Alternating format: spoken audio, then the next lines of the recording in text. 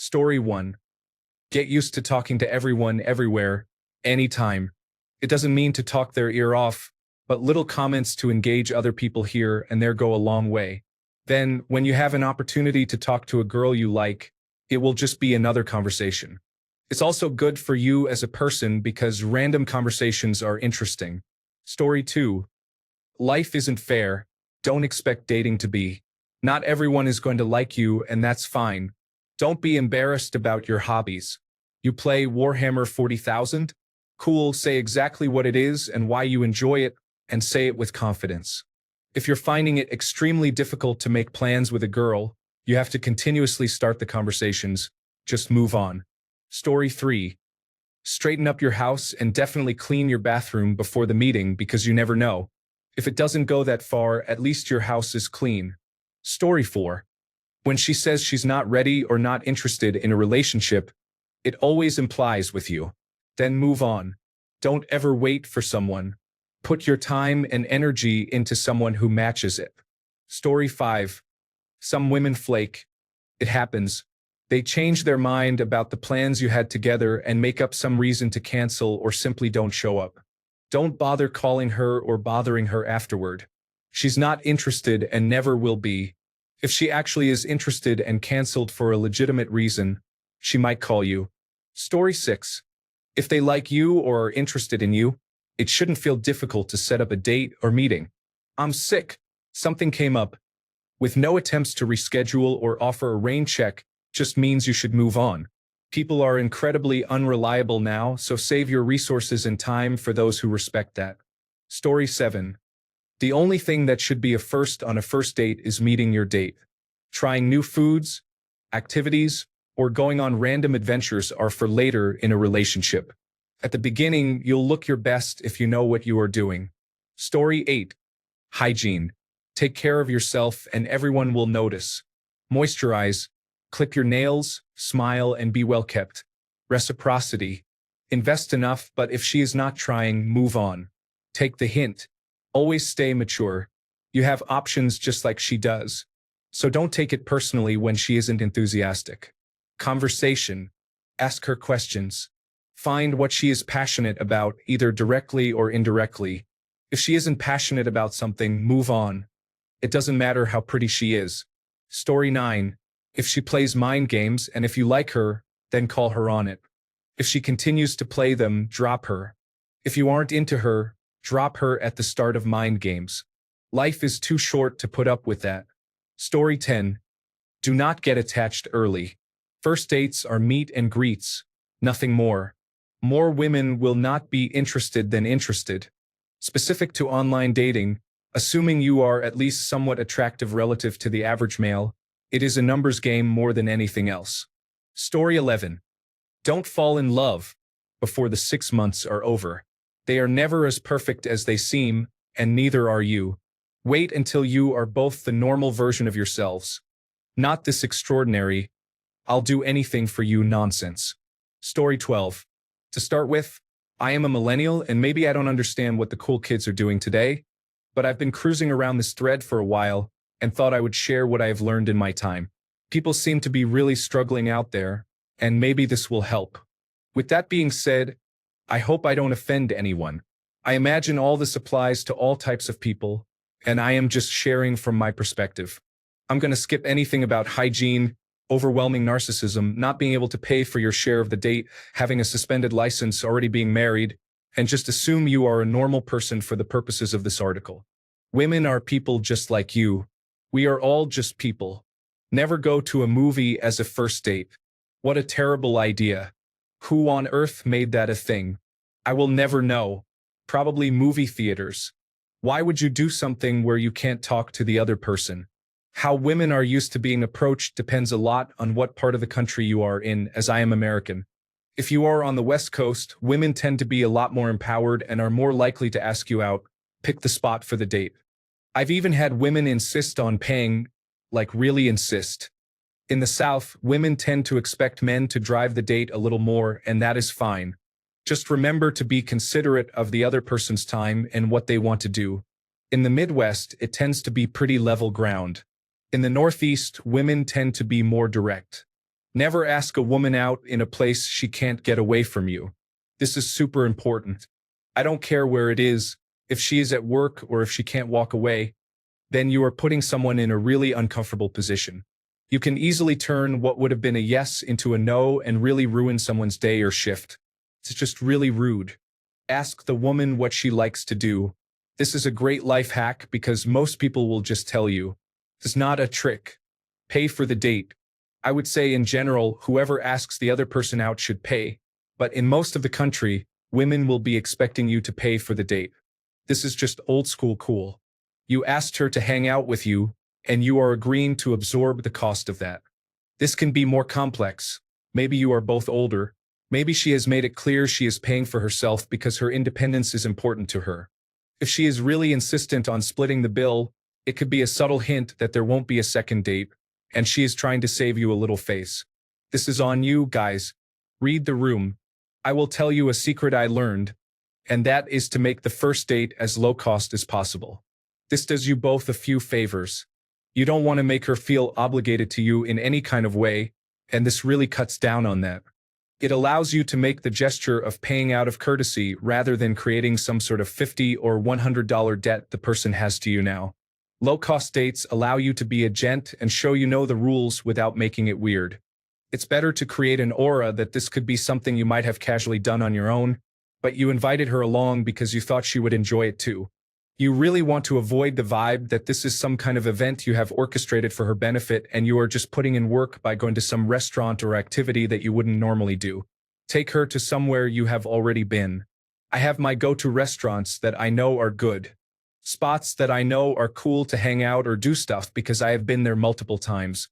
I cannot stress this enough, you really don't want to be trying out a place or activity for the first time on a first date. This is a huge wild card. If there is a specific reason you are doing something that you haven't checked out before, then make it very clear that you are both exploring this for the first time. At least if things go badly, you both knew there was a risk. Other than improving your chances of having an enjoyable time, you are doing her the service of inviting her somewhere you knew was fun rather than experimenting with someone else's time.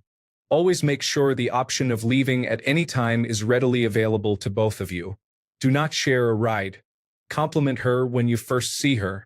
This person almost certainly put extra effort into their appearance, so pick a thing. It is super important that it is something she has control over and not something about her physically. Maybe earrings or her top or something else she chose. Everything she is wearing or carrying she picked on purpose, so you will be validating a decision she made in a small way. People really appreciate that, so just pick something you like. It can really be anything, music she is listening to when you walk up. A thing she is doing, just pick a thing. You can totally do this with anyone, friends, family, coworkers, people love it. Do not radically change yourself before the date. Don't shave your beard or get a dramatic haircut or wear clothes you wouldn't normally wear. Wear your favorite clothes, and if that is not dressy enough, then you are doing something too formal for a first date. To clarify, your favorite going out and about clothes don't look like you are doing laundry. Listen to what she says. At least on a subconscious level, she is probably telling you things she thinks you should know, like what she does, what she likes, that she has a crazy ex that is waiting in the parking lot, important stuff. So listen up. Stop talking about yourself. Holy cow, do people like to talk about themselves? Let the other person talk for a change. If you respond to something she says and you somehow make it about yourself, then you are doing it wrong. Follow-up questions are way better. Red flags. You may have your own set of red flags you watch for, and that is fine. She does too. What is important to remember is that there are also green flags. We are all a mix of the two. Just know where your lines are and you'll be fine. I'll do a separate post about red flags and green flags. Breaking the touch barrier. There is some really weird and creepy advice out there on this topic, so I will try and shed some light. It is acceptable to touch someone when it would be a normal thing to do, like when taking a photo together or dancing or offering a hand or something a normal human would do. Do not reach around a drink someone is handing you to touch their hand or put your hand on someone's leg, you freaking weirdo. If a situation doesn't arise that you make some kind of physical contact, then do not touch that person. Forcing it is date suicide and maybe even illegal depending on the context. Understand you should be breaking the touch barrier mutually. It is often absolutely the right call to let her break the touch barrier first. Women tend to appreciate you letting them make the first move in this regard. Breaking the touch barrier should be a moment of trust that you share with this person. This is a case where you really just have to read the room. Story 13. Men, as a majority, need to raise their self-worth and raise their standards. What I mean by that is, have you noticed when women say the bar is so low for men it's on the ground? It's literally the same for men. Women don't have to do much to get most men's attention, and the most effort they have to put in is to be present and dress up. Raise the bar. If you have to chase her, let her go. A woman who wants you won't make you chase her. If you're chasing, she doesn't like you. She likes the attention you give her. Do you always have to text first? Or she won't talk to you. Let her go. Doesn't ask questions to get to know you, and you're doing all the work? Let her go. There are many more women. Stop acting like you'll never talk to another pretty woman if you stop talking to boring Brittany. Hygiene needs to be addressed among men. You know who you are. Brush your teeth. Brush your tongue, where most bad breath bacteria reside, and floss. Brush your hair, wear deodorant or something to cover up your body odor, and wear cologne. This isn't a key to getting women, though it helps. This is raising your self-worth from being a stinky, greasy, poorly hygienic man. I don't even want to smell you. Why would any woman if you aren't clean? Be yourself. Sounds obvious? It is. What I mean is, don't cover up your interests because it might narrow your dating pool. Narrowing your dating pool is a good thing. Do you think Jessica is going to change her mind about hating everything nerdy because you hid the fact that you like to paint Dungeons and Dragons figurines until after your dating? When, all along, you could have been with a woman who will paint them with you. Be yourself unapologetically. Women are, so why not men? Put more work into yourself than dating. Have hobbies and spend more time doing those than chasing. Combined with the things above, this can raise your value. You have value no matter what, in the eyes of women. But doing these things gives value to yourself and will help you not be one of the countless men trying to get a crumb of attention from women. You don't exist to please women, give them attention, or make them feel good. You exist for you because you're the only one who will lift a finger to save your own life. In summary, raise your expectations off the ground. Take care of your hygiene, never chase, and know your worth. Be your authentic self all the time. Never put yourself in a position of begging for women because you're desperate. Women are plentiful. Let the desperate guys boost their ego. You work on yourself so you're naturally attractive. You'd be amazed at what basic hygiene, clean clothes, and cologne can do for your own confidence. Story 14. Eating her out regularly will grant you plenty of leeway. Cook for her, make her laugh, make her comfortable, make her feel sexy, and her panties are halfway down. Clean the house, watch the kids, flirt all day, cook some more, do some laundry, eat her out. All great after the wedding. Story 15. Never get too swept up in focusing on if they like you that you forget to ask yourself if you actually like them, and especially how they are treating you. Just because they do not see your value, it does not decrease the value that you have. Story 16. Do not get her used to things you do not plan on doing in the relationship. Do not give her flowers if you know you do not usually do that. Do not pretend you are super fit and do sports all the time because she may like it. Do not plan surprises if you do not want to do that when you are 5 years into the relationship. I understand wanting to impress and wanting to look the best. But be fair and do not let her fall in love with someone you are not. Story 17. When you're on a date, yes, you have to prove yourself to her. But she has to prove herself to you as well. A first date is not a job interview. It's a contract negotiation. Remember, this isn't a one-sided thing. Also, keep your dates with her as inexpensive as possible until she proves herself. Stick with having coffee together and getting to know each other. Story 18.